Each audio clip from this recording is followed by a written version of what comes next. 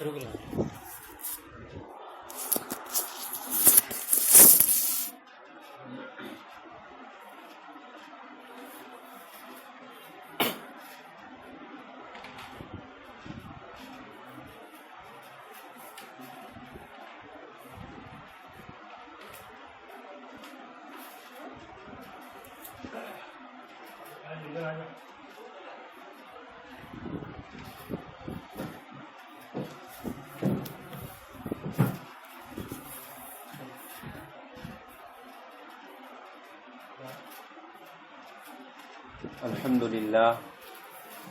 الحمد لله حمدا كثيرا طيبا مباركا فيه مباركا عليه كما يحب ربنا ويرضى جل جلاله عم نواله. فاعوذ بالله من الشيطان الرجيم. بسم الله الرحمن الرحيم.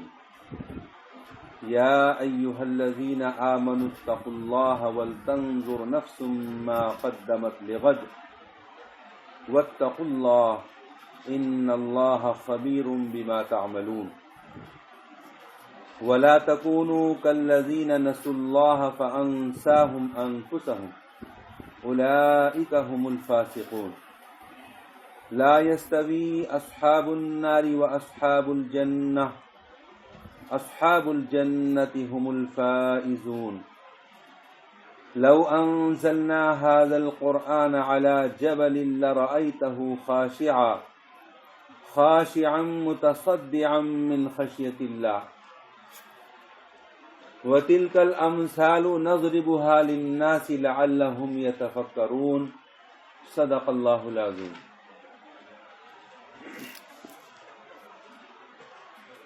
اے ایمان والو، اللہ سے ڈرو اور جان لو کہ تم نے اپنے کامیابی کے واسطے آخرت کے لیے کیا سامان تیار کر کے بھیجا ہے، اور ڈرو اللہ سے، بے شک اللہ باخبر ہے تمہارے تمام کاموں سے. اور ان لوگوں کی طرح مت ہو جاؤ جنہوں نے اللہ کو بھلا دیا، تو اللہ نے بھی ان کو یعنی خود ان کو اپنا نفس بھلا دیا. یہی لوگ ہیں نافرمان. برابر نہیں ہو سکتے دوزخ جو ہم نے آپ پر نازل کیا ہے کسی پہاڑ پر اتار دیتے تو آپ دیکھتے کہ وہ ڈر جاتا، پھٹ جاتا اللہ کے خوف سے. اور یہ مثالیں ہیں جو ہم لوگوں کے واسطے بیان کرتے ہیں تاکہ لوگ اس میں غور و فکر کریں. یہ سورہ حشر کے دوسرے رکوع کی 5 آیتیں ہیں جو اس وقت تلاوت کی گئی. آیت نمبر 18، 19، 20 اور 21. ان آیتوں میں اللہ تبارک و تعالی نے جو بات بیان ہوئی ہے اس کو سمجھنے سے پہلے یہ سمجھیے کہ یہ سورہ حشر اس کو بھی یہاں بیان کیا گیا. یہ دونوں باتیں بیان کرنے کے بعد اب اللہ تعالیٰ ایمان والوں کی طرف رخ کر کے ایمان والوں کو نصیحت کر رہے ہیں. بس یہ ان نصیحتوں کا بیان ہے ان آیتوں میں جو ایمان والوں کو نصیحت کی جا رہی ہے. اور یہ کہا جا رہا ہے کہ تم نے دیکھ لیا کہ ان یہودیوں نے جو نافرمانی کی، عہد شکنی کی اور اللہ کے نبی کو قتل کرنا چاہا، لمبی تفصیل ہے، تو اس کا بدلہ اللہ نے یہ دیا کہ دنیا میں ذلت اٹھانی پڑی، اپنے وطن کو چھوڑنا پڑا، اور آخرت کا عذاب یہ کہ وہ دوزخ کا ایندھن بنیں گے.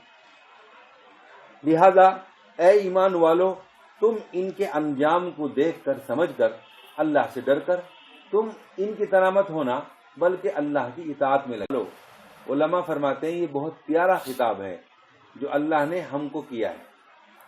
اے وہ لوگوں جو مجھ پر ایمان لائے ہو.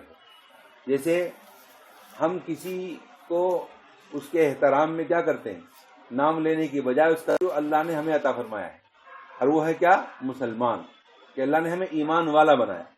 ایمان کی دولت عطا فرمائی تو اللہ تعالیٰ جو ہے دوسرے الفاظ سے خطاب کرنے کی بجائے ایمان والا کہہ کر کے پکار رہے. یہ بہت پیارا لفظ ہے کہ اے وہ لوگ ہو جو مجھ پر ایمان لائے ہو. اس سے بندوں کو مخاطب کرنا اور توجہ دلانا ہے کہ تم میری جو ہے ربوبیت کا اور میری بڑائی کا، میری عظمت کا تم اقرار کر چکے ہو، مجھ پر تم ایمان لا چکے ہو، لہذا جب میں تمہارا رب ہوں اور تم مجھ پر ایمان لائے ہو تو اے میرے بندو تم مجھ پر ایمان لا چکے ہو تو میری نصیحت سنو. وہ نصیحت سب سے پہلی کیا ہے؟ اتقوا اللہ، کہ مجھ سے ڈرو، اللہ سے ڈرو، تقوی اختیار کرو. یہ اتقوا اللہ کا جو لفظ ہے اس آیت میں 2 مرتبہ آیا ہے. ایک تو یہ ہے یا ایھا الذین آمنوا اتقوا اللہ ولتنظر نفس ما قدمت لغد، پھر آگے فرمایا واتقوا اللہ، یعنی پھر یہ لفظ دہرایا ہے. ایک ہی آیت میں 2 مرتبہ اللہ نے تقوی کا لفظ استعمال فرمایا.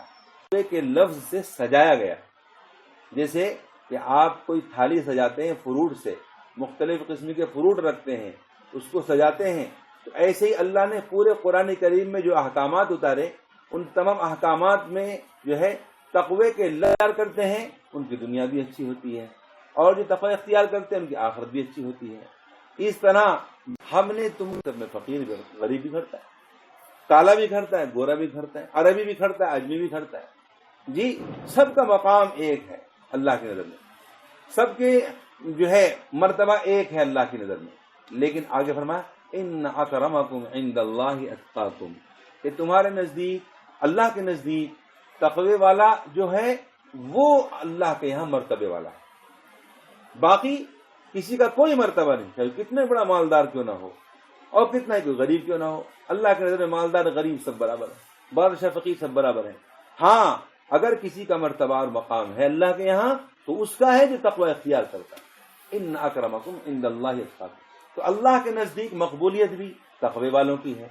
اللہ دنیا کے اندر کامیابی بھی تقوی والوں کو ملتی ہے. چنانچہ قرآن کریم کی ایک آیت میں اس کا بھی اشارہ کیا گیا. چنانچہ فرمایا وَمَن يَتَّقِ اللَّهَ يَجْعَل لَّهُ مَخْرَجًا، ہر مشکل آسان کر دی جاتی ہے اور اس کے لیے ہر کام کا راستہ نکال دیا جاتا ہے، اس کے لیے جو آدمی اللہ سے ڈرتا ہے. پھر آگے فرمایا وَيَرْزُقُهُ مِنْ حَيْثُ لَا يَحْتَسِبُ، اور اللہ تعالیٰ اس کو رزق، آیت بتا رہی ہے کہ جو تقوی اختیار کرتا ہے اللہ اس کو رزق بھی بے حد و حساب دیتے ہیں. اللہ نے جو جنت تیار کی ہے وہ بھی متقیوں کے لیے ہے، تقوی اختیار کرنے والوں کے لیے جنت ہے. تو اس لیے دنیائی کامیابی بھی متقی کے لیے، آخرتی کامیابی بھی متقیوں کے لیے ہے. اسی لیے اللہ تعالیٰ بار بار یہ حکم فرما رہے ہیں کہ اے میرے بندو جو مجھ پر ایمان لائے ہو تم تقوی والی زندگی اختیار کر لو. اگر تقوی والی زندگی اختیار کر لو گے نا تو پھر تمہاری دنیا. ایک لفظ کی اور تشریح سن لیجیے وَيَرْزُقْهُ مِنْ حَيْثُ لَا يَحْتَسِبُ، کہ ہم اس کو رزق دیں گے ایسی جگہ سے جس کو اسے گمان بھی نہ ہو. مل رہا ہے اس کو ہم رزق سمجھتے ہیں، حالانکہ رزق سے مراد صرف کھانا نہیں ہے، بریانی نہیں ہے، روٹی نہیں ہے، چاول نہیں ہے، بلکہ رزق سے مراد زندگی گزارنے کی ساری چیزیں اس کے اندر داخل ہیں. جی ہاں، نیک بیوی کا مل جانا، حلال روزی کا مل جانا، حلال مال کا مل جانا، اور مکان مل جانا، گاڑی سفر کے لیے مل جانا، یہ ساری چیزیں رزق میں داخل، یہ ساری چیزیں رزق میں داخل. تو اللہ تعالیٰ یہ وعدہ فرما رہے ہیں کہ جو تقوی اختیار کرے گا تو اسے ہم بے حد و حساب رزق دیں گے، ایسی جگہ دیں گے کہ وہ ہمیں گمان بھی نہیں ہوگا اس کو. اور رزق سے مراد کیا ہوگا؟ یعنی اس کا مکان بھی اچھا ہوگا، اس کے بیوی بچے بھی اچھے ہوں گے، اس کی گاڑی بھی سواری بھی اچھی ہوگی، اس کا لباس بھی اچھا ہوگا، اس کی ساری دنیا اچھی ہو جائے گی. یہ ہے رزق کا مطلب. تو اب اندازہ لگائیے کہ تقوی کتنی پیاری چیز ہے. اچھا تقوی کہتے کسے ہیں؟ تقوی کا کیا مطلب ہے؟ تقوی نام ہے کاموں کو تو بجا لانے چلنے والا اور اس کی نافرمانی سے بچنے والا ہو جاتا ہے. اور جب اللہ کے احکام کی اطاعت کر لی اور نافرمانی سے بچ گئے تو پھر اللہ ہم سے راضی ہو گئے، اور جب اللہ راضی ہو گئے تو سارے کام بن گئے، دنیا کے بھی اور آخرت کے بھی. بھائیو یہ تقوی ہے کہ انسان اللہ کے احکام پر چلے، اللہ سے ڈرے. اچھا ڈرنے کا مطلب کیا یہ بھی سمجھ لیجئے. جی اس طرح فوج سے ڈرتا ہے، اس طرح جو ہے پھاڑ کھانے والے جانور، شیر، چیتا، بھیڑیا، ان سے ڈرتا ہے. جی سانپ بچھوؤں سے ڈرتا ہے. جی کیوں؟ وہی ڈرتا ہے کہ اگر یہ چیز مجھ پر حملہ کر دیں گی تو میری جان چلی جائے گی. تو یہ ڈر جو ہے ایسا ڈر نہیں ہے اللہ سے، کیونکہ اللہ کسی پر ظلم تھوڑی کرتے. درندے جانور یہ ظلم کرتے ہیں لیکن اللہ کسی پر ظلم نہیں کرتا. تو اللہ سے ڈرنے کا مطلب یہ نہیں کہ جیسے انسان سانپ بچھو سے ڈرتا ہے، شیر اور چیتے سے ڈرتا ہے، بلکہ اللہ سے ڈرنے کا مطلب ہے یعنی عظمت کی وجہ سے، اس کی بڑائی کی وجہ سے اس کے دل میں خوف رہتا ہے. اس خوف اور عظمت کی وجہ سے، بڑائی کی وجہ سے وہ اس کی نافرمانی نہیں کرتا.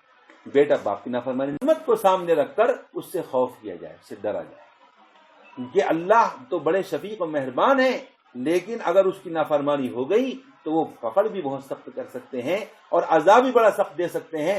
اس لیے انسان اللہ کی عظمت اور بڑائی کو سامنے رکھ کر اس سے ڈرے. یہ ہے ڈرنے کا مطلب. اور بڑائی تمہارے دل میں ہونی چاہیے کہ اس کی نافرمانی نہ ہونے پائے اور اس کے احکام سے روگردانی نہ ہونے پائے. تقویٰ کیا چیز ہے؟ تو آپ نے فرمایا یہ بتاؤ کبھی تم ایسی جھاڑیوں میں سے گزرے ہو کہ جہاں چھوٹا راستہ ہو اور دونوں طرف کانٹوں دار جھاڑیاں لگی ہوئی ہوں؟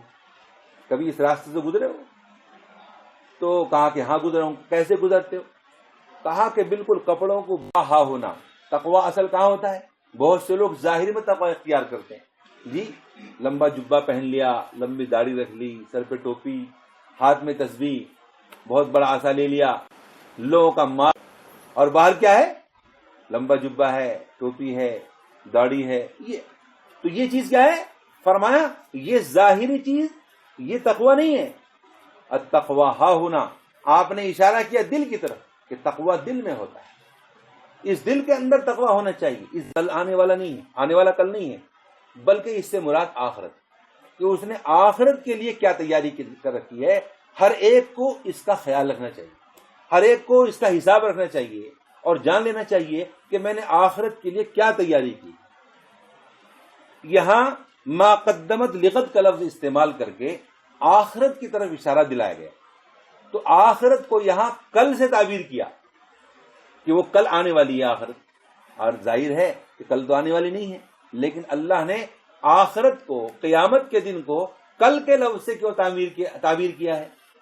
تو اس میں علماء نے اس لیے اللہ نے یہ بات سمجھانے کے لیے لغد یعنی کل کا لفظ استعمال فرمایا. غدن کہتے کل کو، آنے والے کل کو. تو جو ہے اس لفظ سے یہ تعبیر کر کے یہ بتانا ہے کہ آخرت جو ہے اتنی بڑی ہے، کل 10 سال تیاری کر.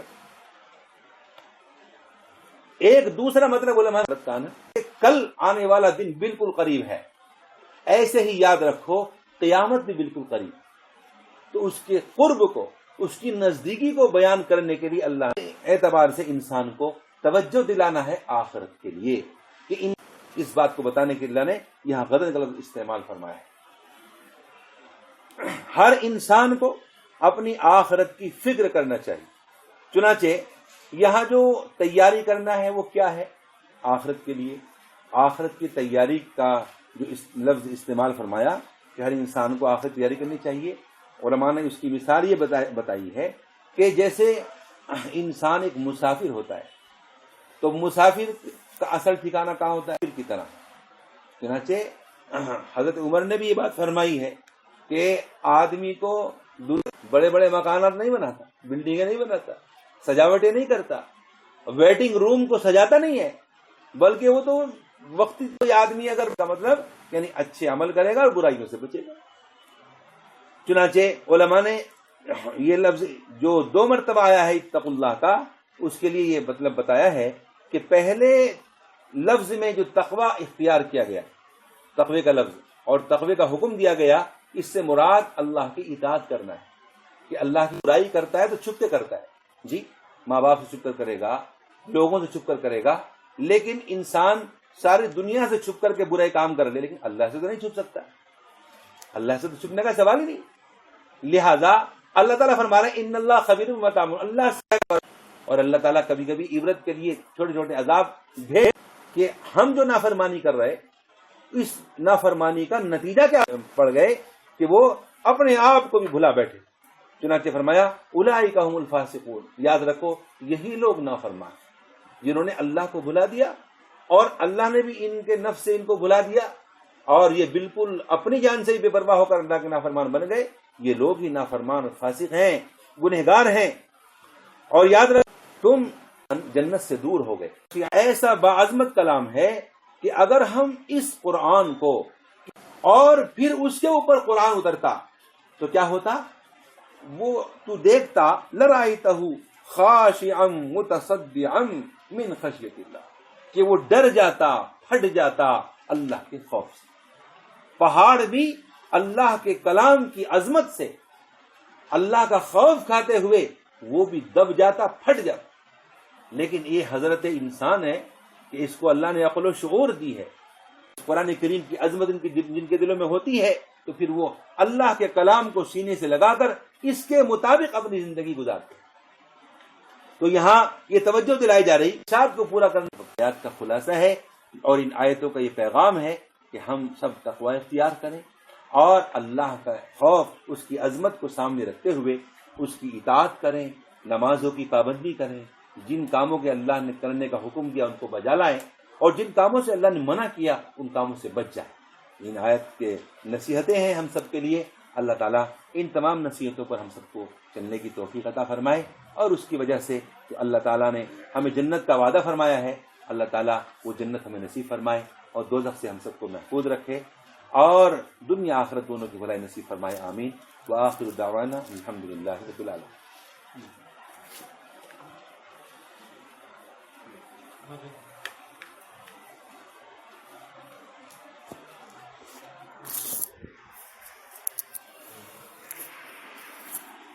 ساتھی نئے ہیں اور اپنا نام اور نمبر اور واٹس ایپ پہ آپ ہے نہیں ہے وہ تھوڑا درج کرا دیں۔